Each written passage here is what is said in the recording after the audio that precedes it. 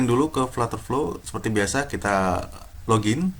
Nah, sebelum login aku akan jelasin sih di Flutterflow ini kita bisa berlangganan ya, mulai dari akun paket free, kemudian ada standar sampai dengan pro plan. Jadi di Flutterflow ini kalau yang free ini memang agak sedikit limited ya fiturnya. Jadi kita bisa drag and drop URL builder, kemudian kita juga bisa integrasi dengan Firebase, dapat juga beberapa screen template, mungkin nggak lengkap. Bisa juga kita langsung artinya di deploy ke run mode untuk bisa lihat tampilan yang real untuk Flutterflow-nya. Kemudian kita juga bisa membuat Flutterflow function ya. Jadi ini berguna banget untuk bikin sebuah logic sederhana sih, seperti contoh untuk menampilkan sebuah komponen atau kita menuju ke halaman yang berbeda, itu bisa menggunakan custom function. Kemudian juga kita bisa ada third party integration melalui API call. Ini juga sudah didukung meskipun kita cuma pakai akun free subscription ya. Ini juga sudah mendukung team collaboration sih di free subscription. Kemudian untuk paket standarnya sendiri itu ya ini tertulis sih di sini harganya $18 per month. Kemudian itu juga sudah include semua yang ada di dalam free ini, plus ya kurang lebih sama, cuma dia sudah disediakan sih, kalau kita pelangganan ini disediakan beberapa sampel aplikasi yang udah ready made sih. Kemudian kita juga, nah apa yang nggak bisa didapat di free itu adalah di paket standar ini kita bisa download APK, kalau di yang free nggak bisa. Kemudian kita juga bisa download source code Flutter dan Dart code, itu juga di paket standar dan juga pro plan. Oke, langsung aja kita login. Kebetulan aku sudah punya akunnya. Jadi setelah login maka kita akan tampil seperti ini. Pilih projectnya, kita pilih projectnya. Oke. Nah, ini masih blank ya guys. Jadi seperti yang aku bilang tadi, kita akan coba bikin aplikasi yang terintegrasi dengan cpalit.com untuk bikin aplikasi reward sederhana. Oke, sebelum kita memulai, kemarin sempat bikin flowchart sederhana ya untuk aplikasi yang akan kita buat di Flutterflow ini. Jadi sistemnya seperti ini sih kurang lebih. Jadi di sini ada dua sistem, yaitu mobile app. Ini mobile app Flutterflow yang akan kita bikin untuk aplikasi rewardnya. Kemudian juga di bagian sebelah kanan juga ada cpalit.com, jadi ada sistem dari cpalit.com. Kemudian untuk alurnya sendiri dimulai dari user, pengguna aplikasi. Dia akan melakukan login, kemudian dia akan klik menu offer. Jadi ada list offer yang kita sudah connect, kita dapatkan dari cpalit.com, kita tampilkan di sebuah screen di aplikasi. Kemudian user akan klik salah satu menu offer, kemudian akan tampil sebuah offer. Nah di sini di cpalit itu kita perlu tahu dulu nih si user itu berasal dari negara mana. Jadi setiap offer itu biasanya di cpalit.com ada target per country. Jadi di luar country yang ditargetkan dia nggak akan bisa mendapatkan poin. Tapi kalau register doang sih bisa, cuma itu dia nggak akan dapat poin. Jadi ada targeted country. Jadi di API nanti kita perlu tampilkan offer sesuai dengan negara si user. Oke, kemudian setelah dia klik salah satu offer, ini akan kita jadi ada sebuah link ya. Ada sebuah link yang dimana itu linknya udah kita dapatkan dari API cpalit ya. Ketika kita menampilkan list ini, itu kita akan dapat dari JSON, itu ada link yang ketika diklik maka dia akan lari ke halaman cpalit.com ya. Jadi di situ ada actionnya bisa untuk pay to sign up, kemudian juga mungkin pay to buying something dari website yang ada di offer tadi, kemudian mungkin juga ada seperti melihat iklan dan lain-lain untuk mendapatkan poin ya dari situ-situ. Jadi kalau user sudah menyelesaikan sebuah action, eh, dia si Ship Elite itu secara otomatis akan ngirimin postback ke aplikasi kita. Jadi kita untuk menangkap postback itu kita perlu sebuah webhook ya guys.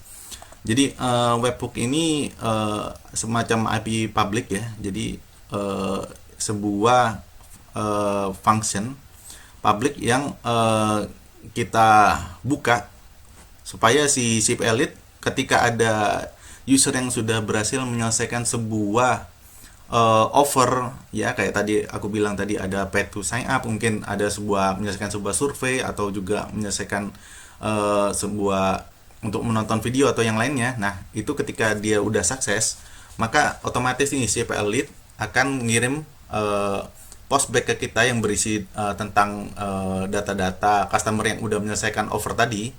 Itu akan dikirimkan balik ke sistem kita untuk kita proses lagi untuk menambahkan user balance ya. Jadi user balance ini adalah user balance dari si customer. Jadi setiap dia menyelesaikan sebuah offer, kita harus menambahkan poin mereka.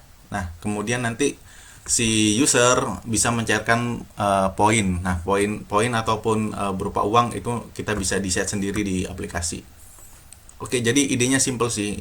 User klik offer yang ada di aplikasi, kemudian dia menyelesaikan sebuah offer, kemudian kita akan dikirimin postback berupa data-data user yang udah menyelesaikan offer tadi ya. Kemudian kita tugas terakhir yaitu menambahkan poin ke database balance si customer atau user.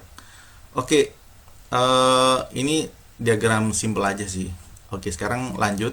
Jadi kita perlu buat halaman loginnya dulu ya. Nah, kita buat halaman login, itu caranya gampang kalau di Flutterflow. Ini nggak akan aku jelasin karena aku juga lagi belajar sebenarnya. Oke, jadi pertama kita bikin halaman login, klik aja tombol plus di sini, kemudian kita ketikkan nama halamannya login. Nah, kita coba cari halaman login di sini. Nah, untuk login yang aku pakai itu nanti aku akan coba login menggunakan phone number ya. Ini kita coba sendiri. Oke, use template phone. Oke, jadi halaman pertama ketika aplikasi diinstal kemudian dia open aplikasi di Androidnya, maka yang muncul pertama kali adalah sign in. Nah, kemudian kita juga buat satu halaman lagi, yaitu jadi karena phone sign in berarti dia akan masukkan phone number, kemudian setelah klik sign in dia sistem kita akan memunculkan verifikasi SMS code. Jadi kita buat halaman untuk verify SMS code.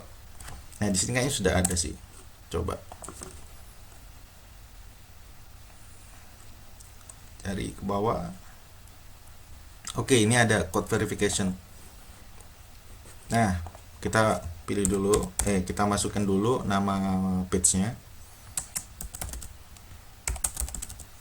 Nah, verify SMS code. Jadi kalau yang tadi phone sign in, kemudian yang kedua adalah verify SMS code, kita pakai template-nya. Oke, udah dapat. Jadi yang pertama login, kemudian verify SMS code. Oke, hal yang pertama perlu dilakukan itu adalah sebelum kita bisa menggunakan phone sign in, itu kita perlu integrasi dulu nih Flutterflow dengan Firebase.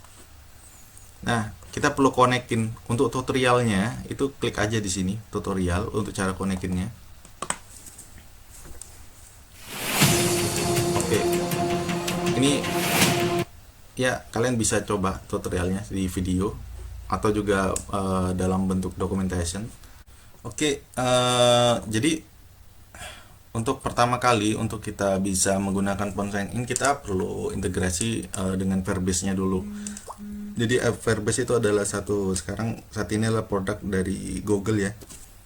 Jadi nanti kalian cuma perlu tinggal klik set Firebase, kemudian tinggal add project-nya aja di sini ya, seperti ini langkah-langkahnya. Create your project Firebase, kemudian enable access to your project.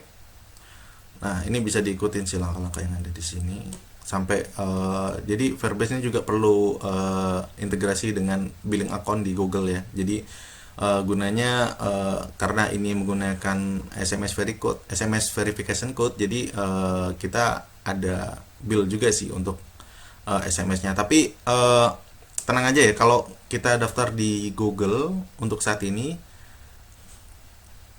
daftar di Google itu kita dapat reward untuk 1 tahun pertama itu sebesar $300 sih. Jadi tenang aja, masih gratis untuk 1 tahun. Oke, seperti ini contohnya, create project, kemudian ya seperti ini, configure Google Analytics. Nah, ini lagi proses creating project. Ya, bisa dilihat di sini di animation GIF-nya, ini sudah langkah-langkah petunjuk dari pembuatan akun Firebase sebelum kita bisa integrasi ke Flutter Oke. Nah, oke, project di Firebase-nya udah ke create. Nah, selanjutnya kita perlu setting permission. Oke, ini balik di awal lagi. Oke, selanjutnya adalah enable access ya, enable permission ya. Jadi you need to give Flutterflow 3 user role, editor, cloud function, admin, and service account. Nah, ini jadi di Flutterflow project coba ganti.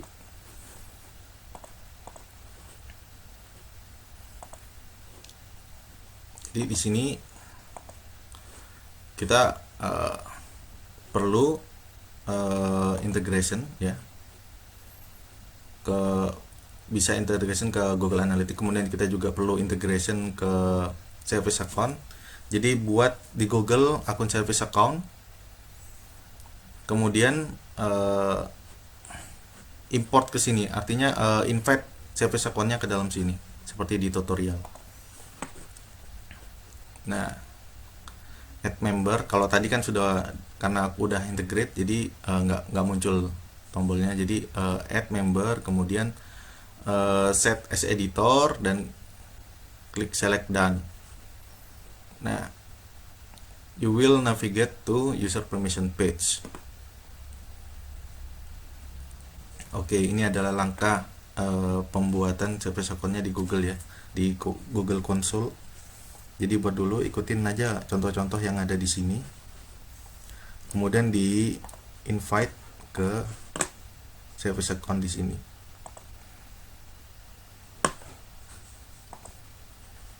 Nah, kalau kita klik, kita masuk ke akun service account yang kita bisa invite ke dalam project yang udah kita buat di Firebase.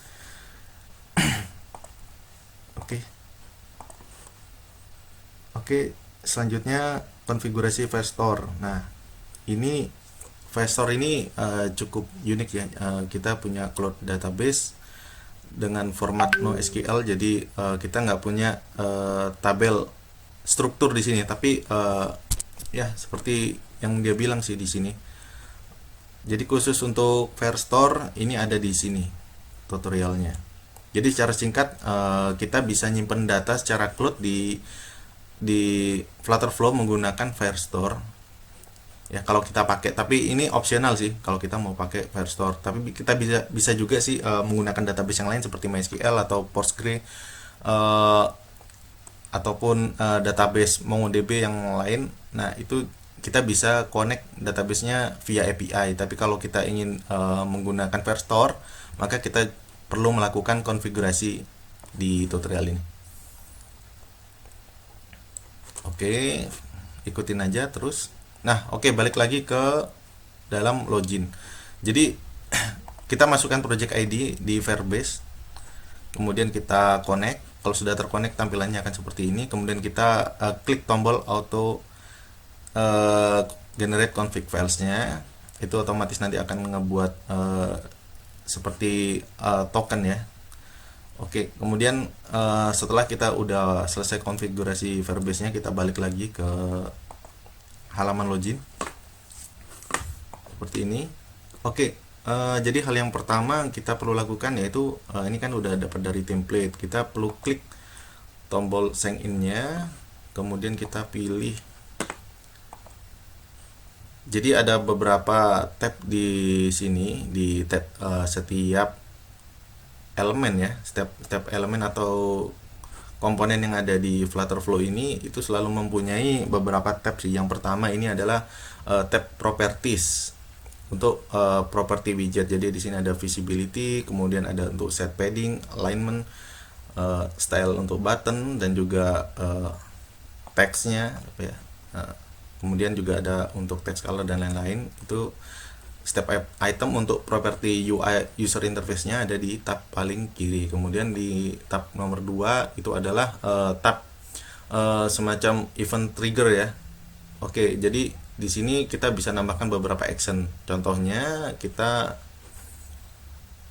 buat di sini ketika user mengklik tombol sign in with phone, maka kita pilih nih actionnya yaitu on tap atau on double tap. Jadi kita menggunakan on tap, jadi satu kali tap dia kita arahkan. Action tabnya adalah authentication, kemudian pilih on sign in, kemudian pilih ini adalah phone number fieldnya ya. Jadi phone number fieldnya yang ini nama dari phone number field, phone number.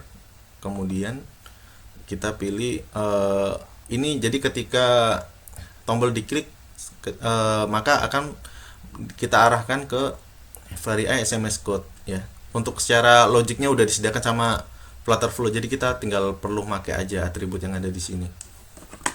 Oke, selesai kita setting untuk halaman yang pertama, phone sign in. Kemudian halaman yang kedua, ini kan kita udah lempar ya ke page verify SMS code, maka kita lari ke halaman 2. Nah, di sini kita sama juga, kita nambahkan actionnya ya seperti ini, on tap, kemudian authentication, verify SMS code type-nya, kemudian SMS code fieldnya adalah ini. Nah, ini harusnya sih bukan phone number sih, ini mungkin digit ya. Kita coba edit.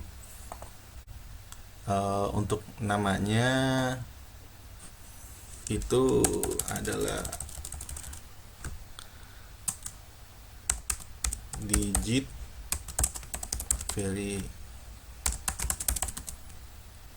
verify code ya. Kita rename aja biar sesuai namanya. Oke, dan balik lagi ke tombol verify code, on tap, actionnya kita ganti di digit verify code. Oke, udah selesai. Oke, jadi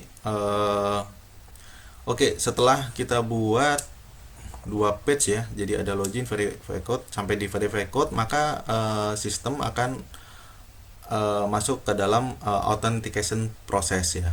Jadi setelah user berhasil mendapatkan digit code di handphone mereka perlu memasukkan code-nya ke dalam text field digit code ini. Kemudian setelah mereka memasukkan, mereka tekan tombol verify code, dan sistem akan melakukan authentication proses, di mana di sini ada dua logic sih, ada dua logic. Jadi jika authentication-nya berhasil, maka dia akan lari ke dalam homepage ya, homepage yang ini. Kemudian kalau dia gagal, maka itu harusnya balik lagi ke sign in, phone sign in. Oke, itu logik sederhana aja dulu, sama-sama belajar. Oke, jadi kita perlu setting dulu nih di sini. Jadi di general kita perlu setting page-nya. Jadi kita initial page, jadi halaman yang tampil jika user belum login maka adalah login. Kemudian ketika si customer udah berhasil verify SMS code ya, jadi dia akan berhasil login, dia itu akan kita lempar redirect ke login page seperti ini. Jadi kalau dia keadaan sudah login, maka dia akan terlempar ke halaman homepage. Oke, nah kita bisa coba kita run aplikasinya.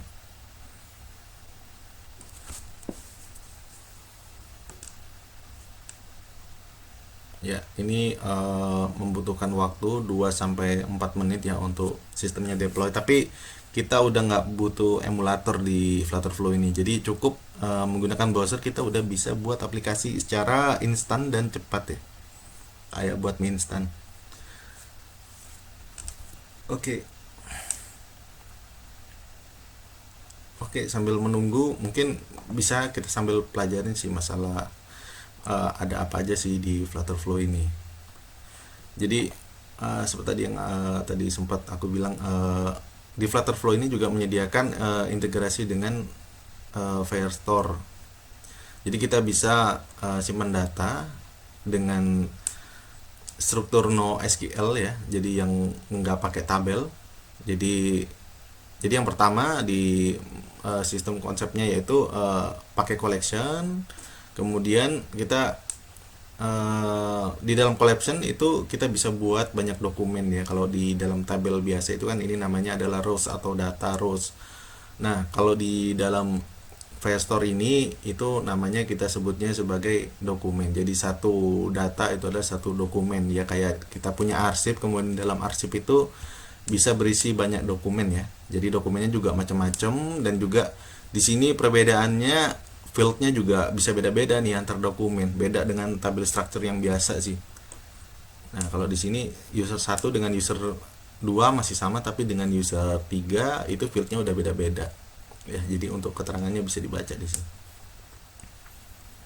Nah, di salah satu yang perlu kita pahami juga di Firestore ini, dia punya file type itu namanya document reference. Jadi kalau kita punya contohnya di komen 2 ini ya, di komen 2 ini adalah data komen, kemudian ketika kita ingin mendapatkan data lengkap objek user ya, itu bisa mengambil dari field user reference ini, kemudian dia bisa mengacu ke tabel user seperti ini. Nanti tentang document reference mungkin kita sambil belajar sih, kita bisa coba juga. Oke, untuk mengetahui lebih lanjut tentang Firestore itu bisa dibaca di sini sih. Atau juga kita bisa lanjut seperti ini. Nah, ini tentang data type yang tadi aku bilang. Jadi dia punya data type di Firestore itu ada integer jadi integer angka ya. Kemudian ada double ya, sama seperti double di DBMS yang lain. Kemudian juga ada string, image path. Nah, kita bisa upload image path. Jadi ada tipe data image path. Kemudian ada tipe video path, audio path, boolean. Kemudian ada record reference yang tadi aku bilang. Jadi ini semacam foreign key, tapi kita bisa nyimpen datanya di sini dalam reference ini. Kemudian ada timestamp dan juga longitude latitude. Oke, kita coba lihat lagi di sini. Oke, kita udah bisa lihat nih. Udah selesai di deploy. Oke, sekarang kita coba sign in ya. Oke, coba.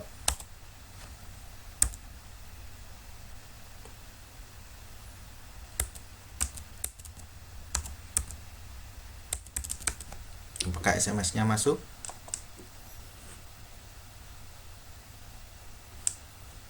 Ya, oke. Lagi proses.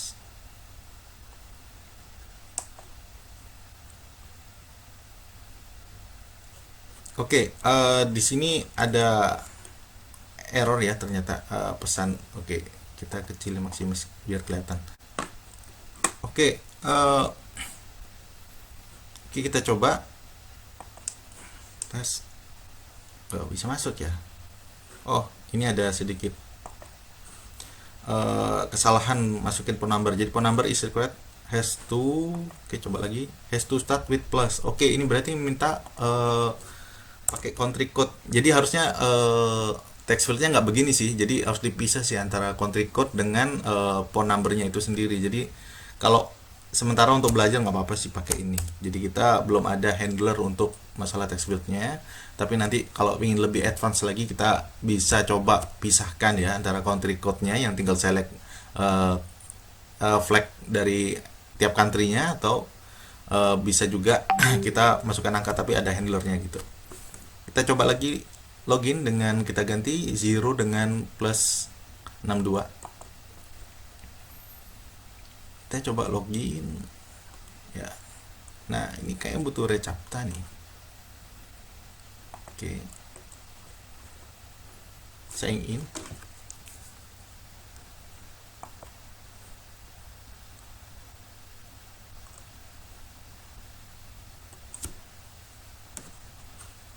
Oke, setelah dicoba masih gagal. Jadi setelah dicari tahu ternyata kita perlu verify dulu untuk device yang kita buat. Kita perlu verify device di dalam Firebase authentication-nya ya. Jadi eh, contohnya seperti ini. Oke. Nah, kita masuk ke menu authentication.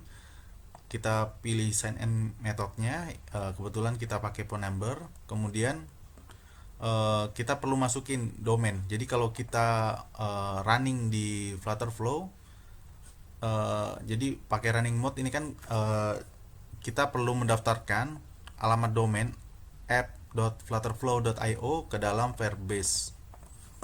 Oke, jadi kita tinggal tambahkan saja URL-nya seperti ini. Kemudian klik tombol add. Nah, setelah kita authorize ya domain untuk bisa menggunakan Firebase yang udah kita buat projectnya di sini, maka kita bisa menggunakan aplikasi Firebase untuk mengirimkan verification code lewat via SMS. Oke, kita coba. Ini kita menggunakan web ya. Eh, jadi setelah selesai menambahkan domain app flutterflow.io ke dalam authorization access di project Firebase, maka sekarang kita udah bisa coba nih. Tadi kan kita tambahkan authorizationnya untuk via web. Nanti setelah ini kita coba tambahkan untuk device Android, karena kan saat ini kita cobanya lagi via web. Oke, kita coba dulu. Kita masukin phone numbernya, contoh seperti ini.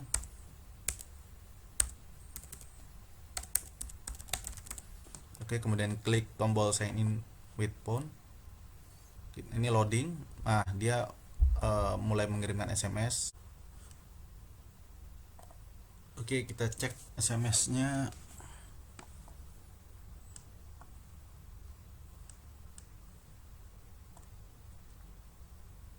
Oke, ini nomor OTP-nya 163863.